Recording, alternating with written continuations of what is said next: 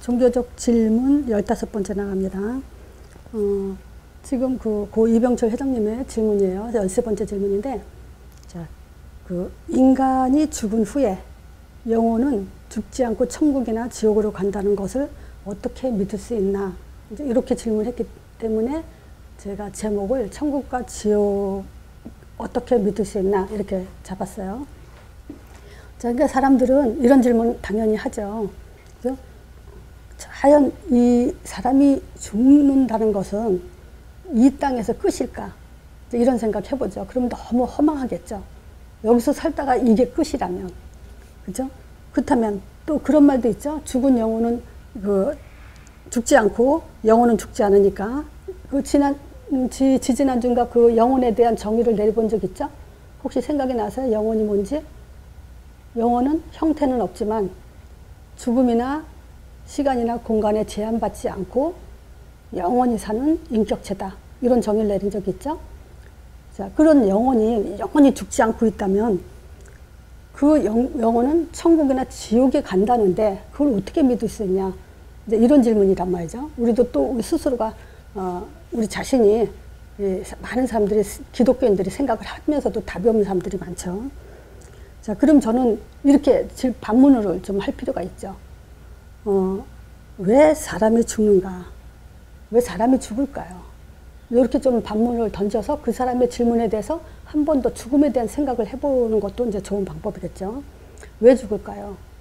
히브리서 9장 27절에 하나님의 말씀에는 이렇게 해도 되고, 히브리서 9장 27절에는 사람이 한 번 죽는 것은 정하신 것이요 해요. 그래서 사실 답은 이렇게만 줘도 돼요. 그 사람들한테. 사람이 죽는 것은 왜 죽냐? 하나님이 정했기 때문에 죽는다. 근데 여기에는 뒤에 또 더 중요한 말이 있다. 뭐가 있냐? 그 후에는 심판이 있다 그런다. 그러면 우리는 이 죽은 다음에 천국과 지옥이 있다는 것을, 심판이 있다는 걸 갖고 믿을 수가 있어요. 그렇죠? 심판이 있다는 건 뭡니까? 어디론가 간다는 거죠. 그래서 내가 심판이라는 것에 대한 정의도 한번 내려봤어요. 자, 심판이 뭡니까? 뭐 사전적 의미로는 이렇게 나와요. 어떤 문제와 관련된 일이나 사람에 대해서 자잘못을 가리키면서 결정을 내리는 거. 그것도 심판이죠. 그죠? 뭘 잘못했는지 가려서 결정을 내리는 거야. 자, 그러면 심판이라는 것은 뭐에 대한 심판일까요? 어떤 문제가 있다는 거죠. 그 문제에 대한 죄에 대한 심판이겠죠. 잘못에 대한 심판. 자, 근데 그래서 심판이 있다는 걸 보면 분명히 영적으로 한 번 죽는 것을 하나님이 정했어요. 그 다음에 심판이 있다는 건, 죽는다는 것은 누구든지 다 죽음에 대해서 안 믿는 사람은 없죠. 사람 다 죽는 거 아니까. 그렇다면 심판도 있다는 걸 믿어야 되거든. 그렇죠? 반드시 그 두 가지가 포인트예요. 사실 이 정도까지만 답을 줘도 돼요. 자, 그러면 죄에 대한 심판을 우리는 두 가지로 봐야 돼요. 육적인 심판이 있어요. 이 세상, 말하자면 이 세상의 심판은 육적인 거죠. 그죠? 자범죄에 대한 심판을 하죠. 또 영적인 죄가 있죠. 영적인 심판. 그 영적인 심판은 뭡니까? 원죄에 대한 심판이에요. 육적인 건 자범죄, 영적인 건 원죄. 자, 근데 육적인 건 우리가 죄라는 것을 다 사람들이 알죠. 뭐를 잘했다, 잘못했다. 그렇지만 영적인 건 지금 모르고 있죠, 사람들이. 그래서 우리가 죄 때문에 하나님의 아들이 오신 거죠. 죄 때문에 십자가 죽으시고 부활하신 거죠. 여기서 두 번째로 답을 줄 수 있어요. 첫 번째 다시 정리할게요. 이 질문에 인간이 죽은 후에 죽지 않고 천국이나 지옥 간다는 걸 어떻게 믿을 수 있냐 했을 때 분명히 사람은 죽지 않냐. 그죠? 근데 이 죽은 후에는 심판이 있다고 하나님은 말하고 있다. 왜? 죽음도 하나님이 정했기 때문에 심판도 반드시 있다는 얘기거든요. 두 번째 이거예요. 자, 당신도 우리가 대한민국이 세계적으로 크리스마스 예수님이 탄생한 날, 또 예수님이 십자가 죽고 부활했다는 걸 그냥 알거든요, 사람들이. 그 심판이 있다는 것 중에서 우리가 확실하게 말할 수 있는 것이 뭐냐면 왜 예수님이 죽어야 되냐는 거죠. 예수님이 뭐 때문에 죽었을까요? 심판이 만약에 없다면, 영원한 게 없다면 예수님이 죽을 필요가 없다는 거죠. 그걸 두 번째로 예를 들 수 있어요. 말해줄 수 있어요. 그쵸? 예수님이 죽은 이유가 이 세상이 끝이라면 예수님 죽을 필요 없죠. 영원한 것이 있기 때문에 예수님이 죽으신 거란 말이죠. 그리고 그 영원한 증거가 예수님이 또 부활하신 거고. 이렇게 두 가지로 우리가 답을 줄 수 있고. 자, 보세요. 영혼이 영원하다면 영원한 세계가 또 있다는 거예요. 그렇잖아요. 새들도 자기 거처가 있는데 영원히 거처가 없을까요? 있어요. 그렇다면 뭐냐? 이 땅에서 그 영원한 거처, 요 영원한 거처가 두 길이에요. 그래서 이 땅에서 그 길을 갈 수 있는 선택의 삶밖에 안 돼. 영원한 거처가 두 군데라니까. 그래서 천국과 지옥 이거죠. 그래서 이 땅에 살고 있는 삶의 목적은 뭐냐? 영원한 그 두 가지 거처 중에 어디로 갈 건가 선택하고 결정할 수 있는 것은 이 땅에서만 있다는 거죠. 죽은 후에는 기회가 없다는 거예요. 자, 그렇게 서론에서 정리는 끝났고요. 자, 또 한 가지 세 번째로 우리가 설명할 게 뭐냐면요. 누가복음 16장 19절에서 31절을 들 수 있어요. 자, 여기에 천국과 지옥에 대한 얘기가 분명히 나와요. 자, 부자 나사로 얘기가 나오거든요. 그래서 부자를 우리가 보면 부자의 삶은 굉장히 풍요로웠어요. 그렇지만 이 풍요가 행복이 아니라는 것을 드러내는 게 뭐냐면 이 사람은 지금 자색 옷, 굉장히 말하자면 사치스러운 삶이었죠. 유행 따라 사는. 또 뭐가 있죠? 명품. 이런 곳에 맞들려 사는 사람이었고 날마다 파티를 했어요. 연락했다는 것은 파티 속의 삶을 살았어요. 그러면 날마다 이 말은 뭐죠? 여기에 중독이 돼 있다는 거예요. 제가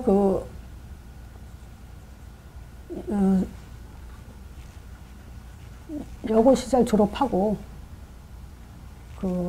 학교 졸업 후에 애들 중에서 뭐 하냐면 지금도 그런 게 있는지 모르겠지만 나이트클럽이라는 것이 있냐? 저기 한국에? 나이트클럽? 그런데 중독돼서 간 애들이 많았어요. 근데 왜 이렇게 거기를 그렇게 가냐 했더니 하루도 안 가면 못 살겠다면서 거기에 맞들려 사는 사람들이 많더라고. 자, 그럼 보세요. 이 부자가 이렇게 풍요로운 삶 속에서 저렇게 자색 옷과 고운 베옷을 입었다는 것은 좋은 옷과 겉으로 보기에는 아주 좋고 화려한 삶을 살았죠. 근데 뭐냐면 날마다 연락하며 살았다는 것은 파티하고 잔티하고 막 살았지만 이 사람 속에는 사실은 공허하다는 거예요. 삶이. 뭔가 채워지지 않는다는 거예요. 이거 한다고 해서 채워지냐? 절대 그럴 리가 없죠. 왜 이렇게 인생을 살까요? 모르고 있는 것 세 가지가 있어요. 자, 하나님이 누군지 몰라요. 더 정확하게 말하면 뭐라고 말해야 되죠? 예수가 누군지 몰라요. 두 번째, 자기가 영적 존재라는 것에 대해서 알지 못하고 있어요. 또 천국과 지옥이 있다는 것에 대해서 알지 못했어요. 그러니까 이런 사람을 성경에서는 뭐라 그러냐면요. 세 가지 속에 빠져 사는데 인생은 혼돈하다는 거예요. 답 없는 인생. 그래서 공허해요. 공허하니까 사치와 파티 속에서 날마다 지금 즐기고 사는데 채워지지 않죠. 자, 그러면 그럴수록 흑암이 깊어지는데 영적 감각이 가면 갈수록 파괴되게 돼 있어요. 부자의 삶은 이랬어요. 그래서 모르고 있는 것 세 가지. 이거에 대해서 말해 주지 않으면 이 세상 사람들은 알지 못해요. 절대로. 자, 근데 나사로는 구원받은 자죠. 근데 구원만 받았어요. 왜 구원만 받았다 그러냐? 창세기 구원은 뭐죠? 창세기 3장 1절에서 6절. 자, 우리 은서야, 구원이 뭘까? 하나님 떠난 인간이 하나님 만나는 거, 죄에서 해방받는 거, 사단의 손에서 빠져나오는 거, 이렇게 구원을 설명해야 되죠. 아벨이 그랬어요. 아벨이 자기만 구원받고 형한테 구원에 대해서 말해주지 않았죠. 지금 나사로도 마찬가지고요. 왜 나사로가 거지같이 살았냐? 자기만 구원받고 이 복음을 전하지 않았기 때문에. 나는 100% 성경에는 없지만 나는 그렇게 확신해요. 또 구원만 받은 사람, 예수님이 십자가에 못 박혀 죽으셨을 때 우편 강도, 이런 사람들은 자기만 구원받았어요. 두 번째, 우리는 뭐 해야 되죠? 구원과 응답을 받아야 돼요. 그것이 사도행전 1장 8절 삶이에요. 저 사람들은 이제 나사로도 뭐에만 되죠? 먹고만 살았죠. 구원받고 먹고만 살았기 때문에 거지로 살다가 이제 갔죠. 반드시 삶의 방향이 나와야 돼요. 목적이 없으니까 인생은 저렇게 살다 가는데, 자, 바울의 만남.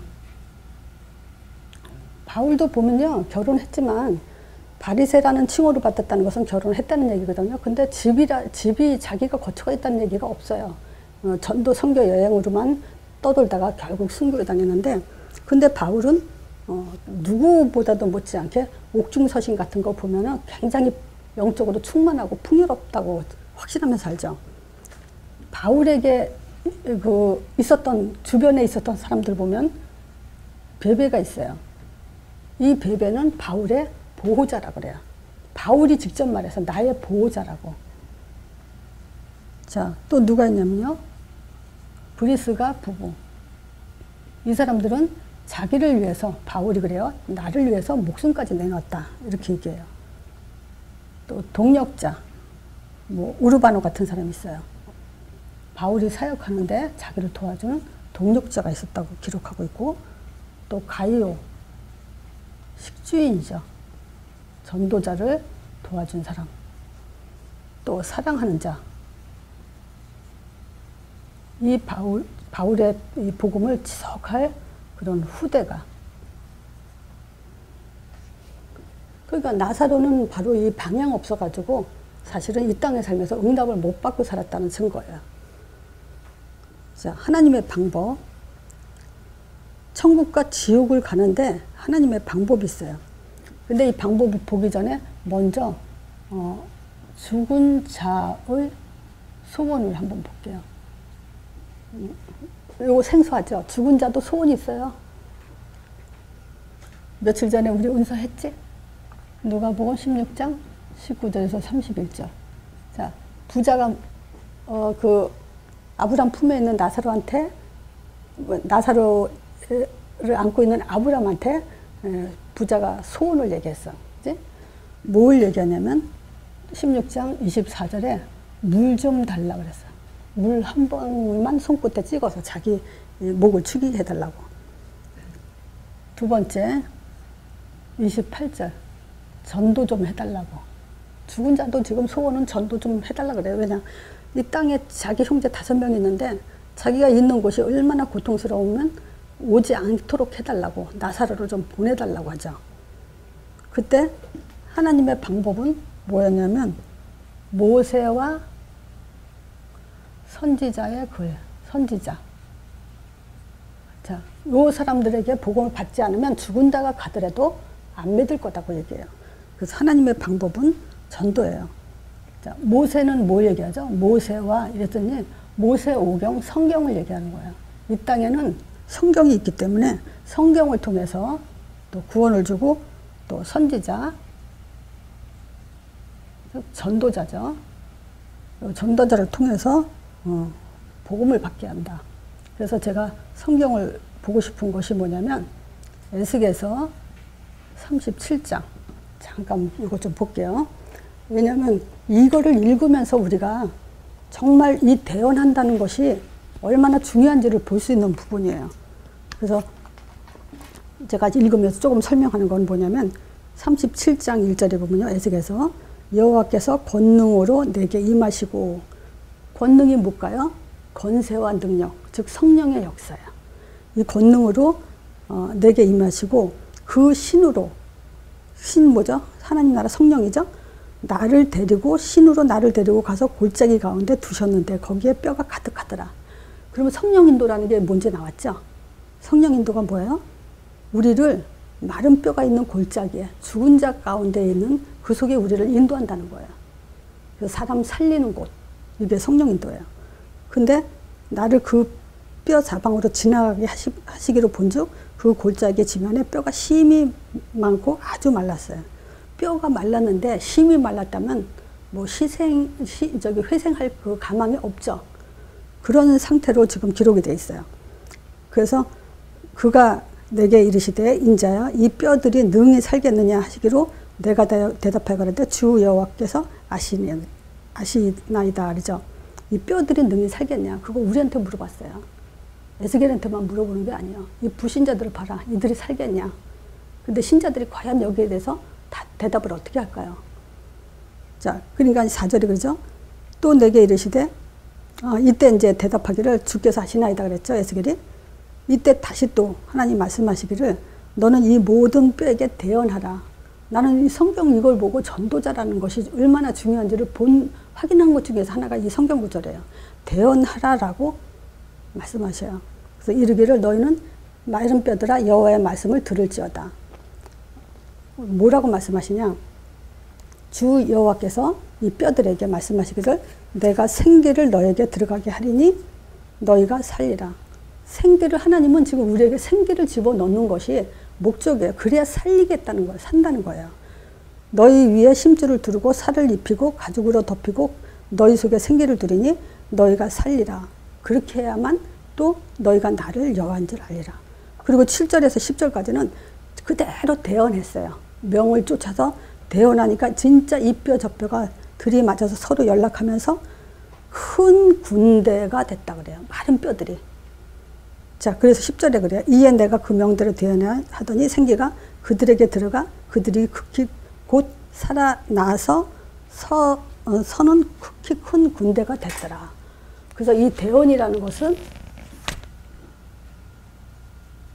우리가 반드시 해야 되는 거예요. 그래서 축복 중에 축복이 뭐냐?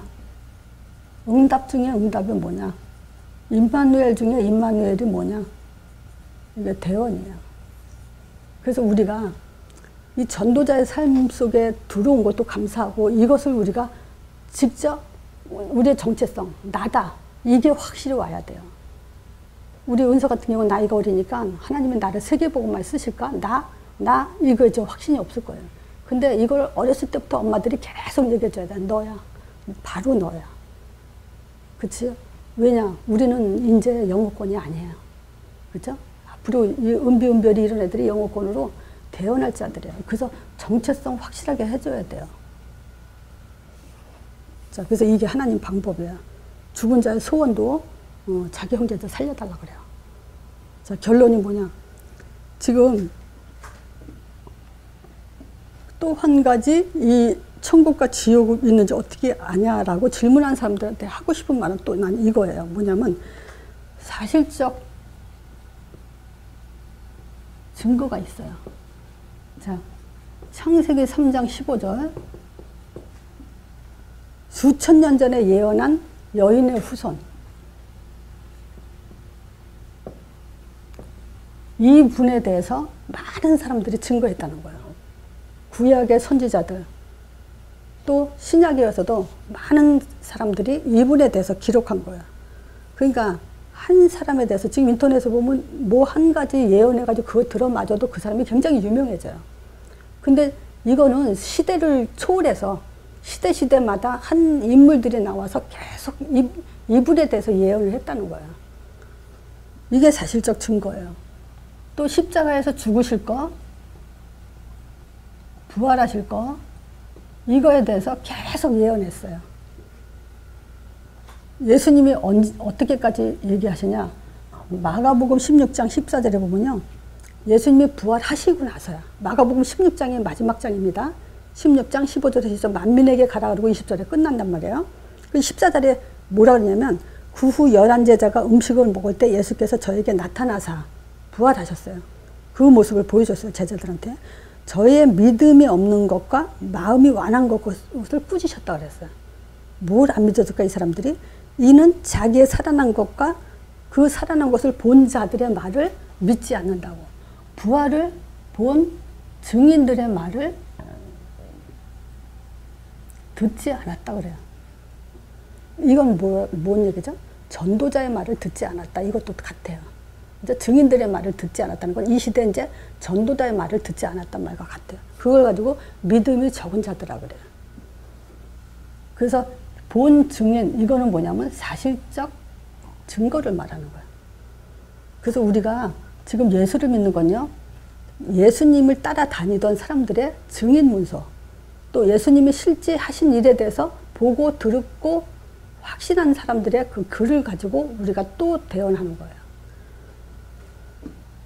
또 요엘서 2장 28절에도 만민에게 부어준다는 성령, 이것도 보여줬어요. 그래서 성령이 역사했는지 우리가 어떻게 할까요? 마가다락방의 사도행전 2장에 보니까요. 마가다락방에서 바람같이 불같이 성령이 강하게 임하면서 방언이 터지고 막 이런 역사를 기록해놨어요. 그래가지고 이거 가지고 지금도 성령 역사는 막 그렇게 뜨겁게 일어나야 된다. 이렇게 주장하는 사람이 있고 아니다. 그때 한번 일어났으니까 또 안 일어나도 된다라고 주장하는 사람들이 서로 싸우죠. 어느 말이 맞을까요? 그때 당시에는요. 성령 보내준다고 했는데 바람같이 불같은 역사가 안 일어나면 성령 온 줄 몰라요. 이제 성령은 영이기 때문에 느끼고 어떻게 하는 게 아니거든. 증인들에게 그거를 강력하게 증거하게 하기 위해서 그때 바람같이 불같이, 바람도 아니고 불도 아닙니다. 바람같이 불같이 혀가 갈라지면서 방언도 나오고 이렇게 표징, 증거를 준 거예요. 그래서 그 사람들이 그렇게 나타났다고 막 기록을 해놓은 거 가지고 이제는 성령이 오셨구나 라고 증거를 하는 거예요. 이제 성령 오셨다라는 증인들을 가지고 우리는 언제, 그 성령이 언제 임하십니까?